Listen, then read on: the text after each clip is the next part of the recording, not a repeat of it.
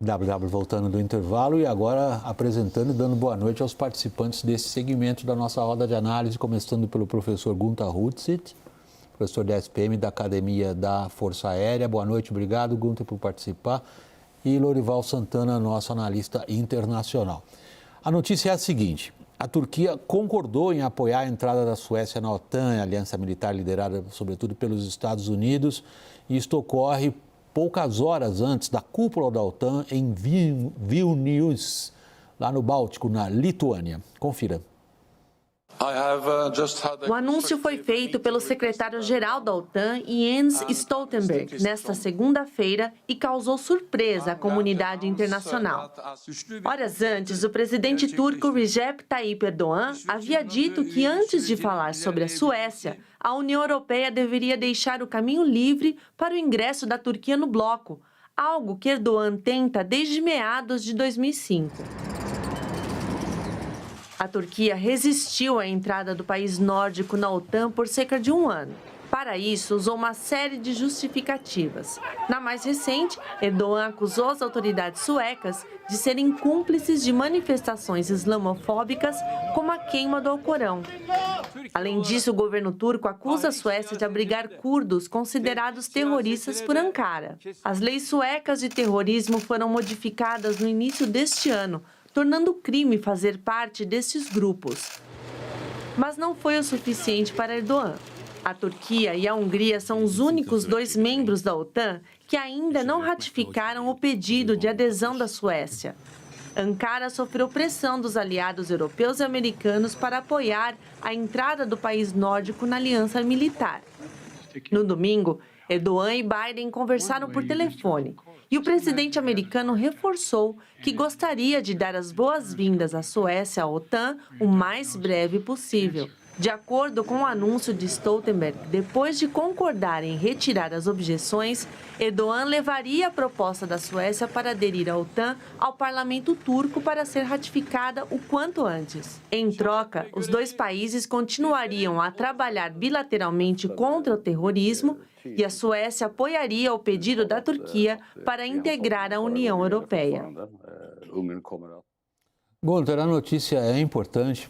Em primeiro lugar, porque a Suécia abandona uma postura bastante longa de neutralidade, e isto ocorreu pelo choque da invasão russa da Ucrânia no ano passado. Em segundo lugar, porque a Turquia coloca de novo a relação dela com a União Europeia. São dois grandes eixos ali que se cruzam numa decisão só. A gente vai falar também das consequências disso para o Brasil, que comprou caças para a modernização da sua força aérea de um país que era neutro e agora faz parte de uma aliança militar que está engajada diretamente numa guerra. Do ponto de vista, em primeiro lugar, do arranjo entre as potências na Europa, Gunther, o que isso significa? Bom, isso significa que o Putin saiu perdendo, porque não foi somente essa aceitação da Suécia entrar na OTAN. Nos últimos dias, Erdogan deu sérios passos, indicando estar apoiando cada vez mais a Ucrânia no conflito, devolvendo prisioneiros, que ele tinha prometido que só faria isso depois do fim do conflito, já indicou que também apoia a entrada da Ucrânia na OTAN depois do fim da guerra, já também indicou que pode a marinha turca acompanhar navios graneleiros ucranianos caso a Rússia não renove o acordo de exportação principalmente de trigos pelo Mar Negro. Então você teve aí uma sequência de anúncios do governo turco que indicam claramente que Erdogan apoiou o seu rumo em direção à Europa. A gente não pode esquecer que a economia turca está bem complicada e está precisando de dólares e euros, não de rublos e yuans. Bem lembrado. E ele acaba de passar por uma reeleição, né?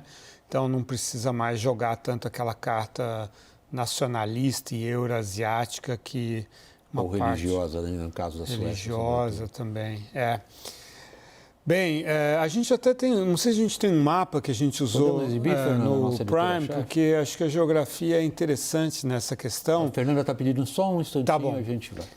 Enfim, a gente teve hoje, né, William, com a embaixadora da Finlândia e o cônsul também, e eles disseram, olha, para nós é muito importante a entrada da Suécia. Aliás, quando nós entramos na OTAN, 15 segundos depois de assinar a nossa entrada na OTAN, nós entregamos a ratificação pelo nosso parlamento da entrada da Suécia. Você vê como as coisas estão interligadas para eles, né? Que aí Sim, os nórdicos têm uma visão da Rússia completamente até a qual o Brasil é até alheia, né? Exato, e ali eles usaram o termo fecha-se um anel, né, de proteção da Europa e do espaço escandinavo ali, que é muito importante, porque se a Finlândia tem 1.250 quilômetros de fronteira com a Rússia, que é o que a OTAN antes da Finlândia tinha, a Suécia tem aquela zona exclusiva econômica no Mar Báltico que encosta na costa do exclave de Kaliningrado. Será que a gente tem um mapa agora? Seria essencial, Fernando. Senão a gente pode falar do impacto para o Brasil, né?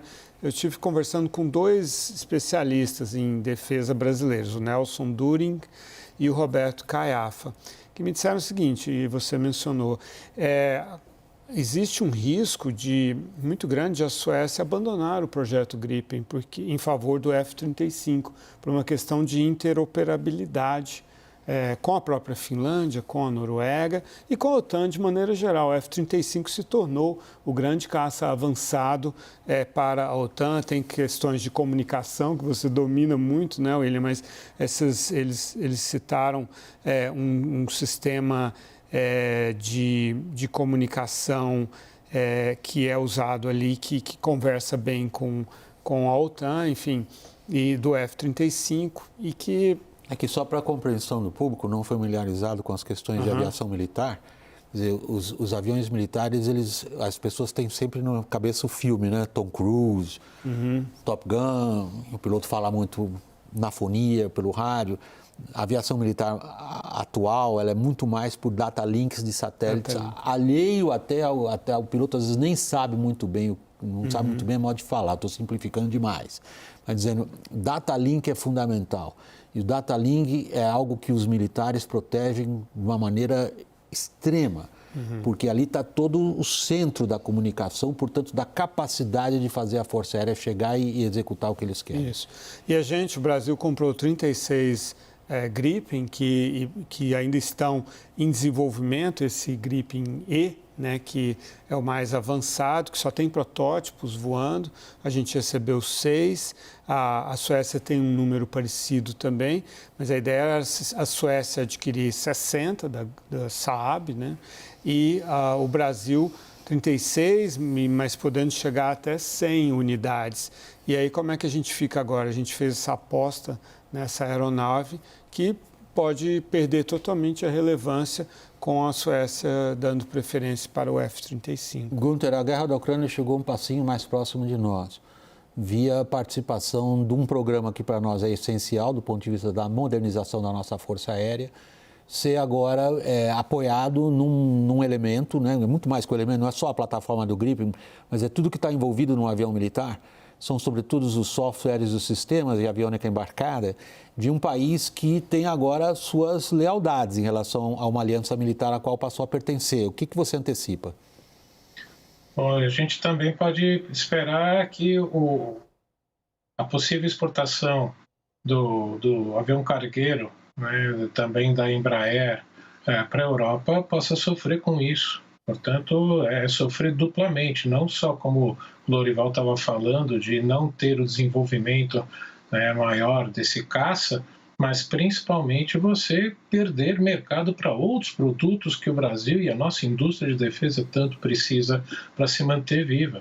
Então, você tem aí por mais que o governo brasileiro tenha dito que está mantendo uma neutralidade, a gente já conversou várias vezes aqui, já mais do que foi debatido, as falas e as posturas do governo brasileiro são desfavoráveis à Rússia, e isso tem causado, sim, entre os governos europeus um afastamento em relação ao governo brasileiro. E a gente pode sofrer, sim, com isso em outros setores militares, não só o Gripen. Lorival, quando a gente aborda essas questões, e são geopolíticas clássicas, né? elas se cruzam com algo que está na mesa agora, que é, por exemplo, o Mercosul e os acordos de livre comércio com a União Europeia. A gente viu nas negociações da Suécia com o Erdogan como que o Erdogan cruzou essas duas linhas. A presença da Turquia na União Europeia e a participação da Suécia, um país da União Europeia, na aliança.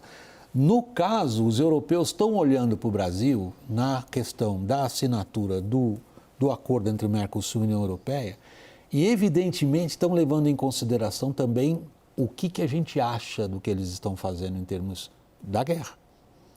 É porque a União Europeia não é só um arranjo econômico, comercial, né, William? É um arranjo político, estratégico, que envolve também cultura e valores. E ainda mais num contexto de uma guerra como essa, a primeira grande guerra na Europa depois da Segunda Guerra Mundial, os europeus estão muito sensibilizados e olhando quem são os verdadeiros parceiros deles, né? Não é necessariamente aliados no sentido de um compromisso de defesa mútua, mas uma parceria estratégica, né? Que, em teoria, o Brasil teria já com a União Europeia, inclusive, mas que não está demonstrando na prática, né?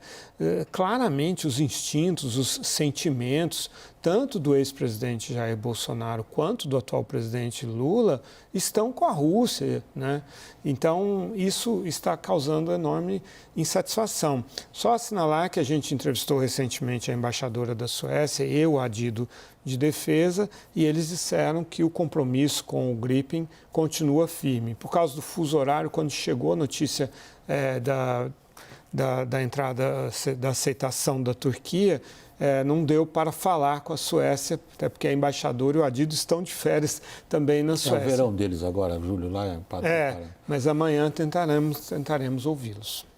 Gunther, a gente lê pelos colegas da Folha de São Paulo que o comandante do Exército está se dirigindo, ou planeja, tem a intenção de ir à Alemanha, tratar do veto até aqui estabelecido pelos alemães para a venda de blindados brasileiros do tipo Guarani para outros países por conta de elementos, de peças desse equipamento de guerra que são fabricados por licença na Alemanha. E a Alemanha impõe severas restrições de exportação. Como que esse cenário está se desenvolvendo, Gunther? Bom, esse é mais um daqueles casos de reflexos dessa postura do governo brasileiro, né? Então, por mais que já li, já ouvi, o que a Alemanha produz é parte da suspensão, isso dá para ser conseguido aqui, não é tão fácil assim você conseguir trocar de fornecedor e todos os contratos já estabelecidos. Então, como eu estava falando antes, vai ter repercussões muito mais fortes. A gente não pode esquecer, nosso projeto de desenvolvimento do submarino é com uma empresa francesa. Então, você tem todas as três forças com projetos ligados essencialmente à OTAN.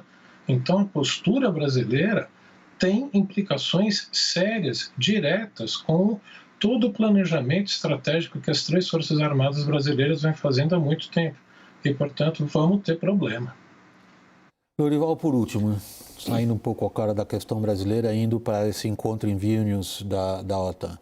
A grande conversa na imprensa internacional hoje, nesta segunda-feira, foi o que se dirá sobre a Ucrânia entrar na OTAN. Aparentemente, pelo que foi apurado, o comunicado vai dizer que a Ucrânia tem o direito de entrar na OTAN. E aí a questão é quando e como, né?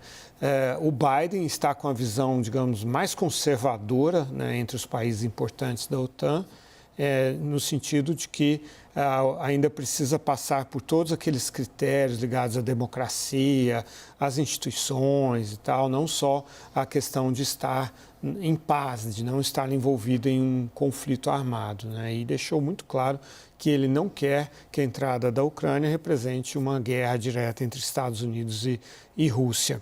E aí você tem uma gradação que vai desde um Rishi Sunak do Reino Unido, o próprio Emmanuel Macron está sendo agora bastante contundente de que a Ucrânia precisa de de garantias de defesa e, claro, os países da Europa Central, aqueles que também fazem fronteira com a Rússia, querem muito uma entrada da Ucrânia assim que houver um cessar-fogo. Ninguém quer uma entrada durante a guerra com a Rússia, mas assim que isso não acionar o artigo... uma guerra direta com a Rússia.